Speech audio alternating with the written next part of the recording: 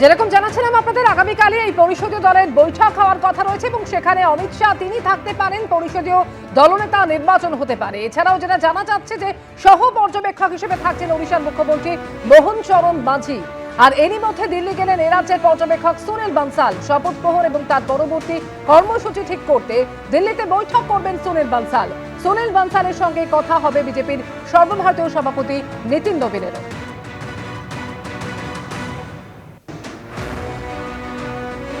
অভাবনীয় জয় হয়েছে বিজেপির। তারপর প্রধানমন্ত্রী ভয় নয় ভরসার কথা বলেছেন। আর ভোটের পরদিন অর্থাৎ আজ সকালেও ফের সোশ্যাল মিডিয়ায় সরব হয়েছেন প্রধানমন্ত্রী নরেন্দ্র মোদী এবং সেখানেও অহিংসার কথা বলেছেন প্রধানমন্ত্রী। টানা পরিশ্রম ও সত্যের পথে চলে পাওয়া সাফল্য দীর্ঘস্থায়ী হয়।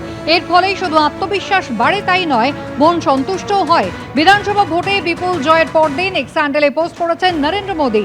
কোনো শৌর্য বা বীরত্ব দিয়ে এই জয় আসেনি, সত্য এবং অহিংসার পথেই এসেছে বিজয়। সংস্কৃত শ্লোক উদ্ধৃত করে পোস্ট করেছেন প্রধানমন্ত্রী।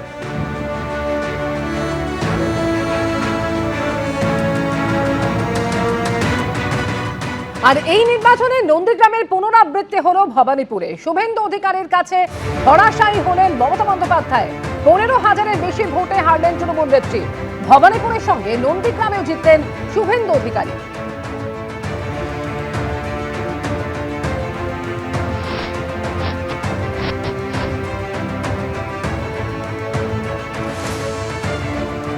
দু 2021-এ নন্দীগ্রামে হারিয়েছিলেন মমতা বন্দ্যোপাধ্যায়কে, এবার তিনি ভবানীপুরে হারালেন মমতা বন্দ্যোপাধ্যায়কে।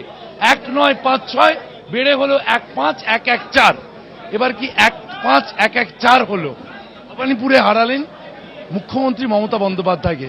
খুব দরকার ছিল।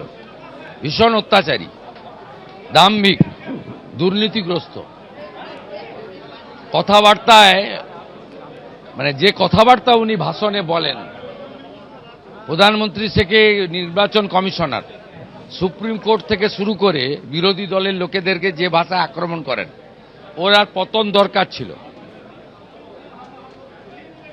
অতি দর্পে হত লঙ্কা, অতি মানে চ কৌরপা। এই অহংকারীর পতন দরকার ছিল। আজকে জনগণ এর পতন ঘটিয়েছে।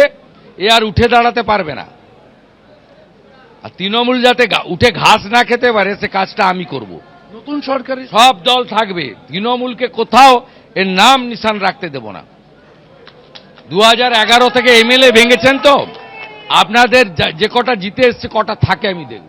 নতুন সরকারের মুখ্যমন্ত্রী নিয়ে কোনোভাবে আলোচনা হয়েছে কেন্দ্রের নেতৃত্ব, রাজ্য নেতৃত্বের সঙ্গে? সমীপ ভট্টাচার্য, অমিত শাহের না না, আমি এগুলো করি। আমি তো কাউন্টিং হলে ছিলাম 9টা পর্যন্ত, ওখান থেকে ডাইরেক্ট এখানে আসছে, এখন তো রাত্রি 12টা বাজে।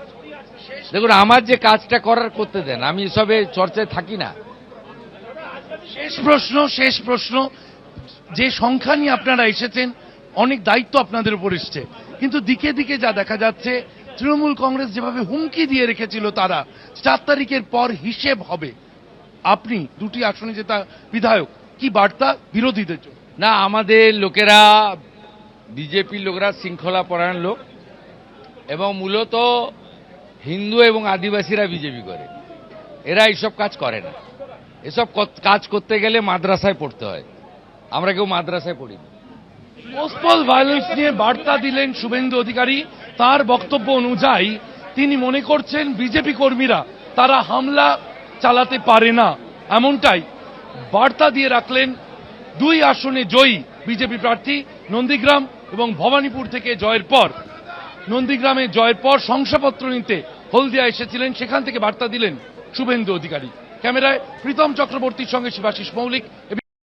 এবিপি আনন্দ, এগিয়ে থাকে, এগিয়ে রাখে।